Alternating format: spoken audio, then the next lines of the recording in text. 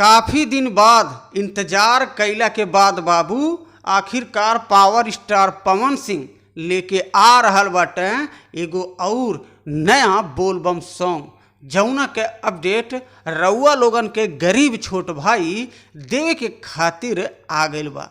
तो रउआ लोग के हम बता दें कि आप चैनलवा पे हमेशा बनल रही जा, काहे से बॉलीवुड के song power star Pawan Singh बहुत जल्द अपडेट आ जाई और आपके गरीब छोट भाई आप सब तक पहुंचा दे।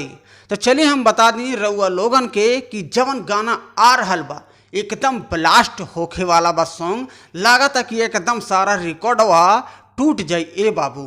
तो रउआ लोग सबसे पहले हाई स्क्रीनिया पे पोस्टरवा देख ली जा, 4 चक्का ए जीजा, और ई गाना में संजना मिश्रा फैट करते नजर आवे वाला बाटिन पावर स्टार पवन सिंह के साथ में।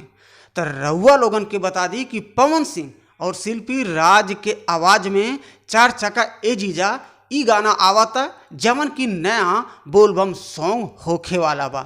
तो इहो आपके पता होखबे करी कि पावर स्टार पवन सिंह और शिल्पी राज के जब एक साथे गाना आवाला तो पूरा इंडिया और इंटरनेशनल हिलला ए बाबू। तो रउआ लोग के हम बता दें कि ई गाना के राइटर बनी विजय चौहान जी और म्यूजिक देले बाटे प्रियांशु सिंह और ई वीडियो के डायरेक्ट कैले बानी विभांशु तिवारी जी।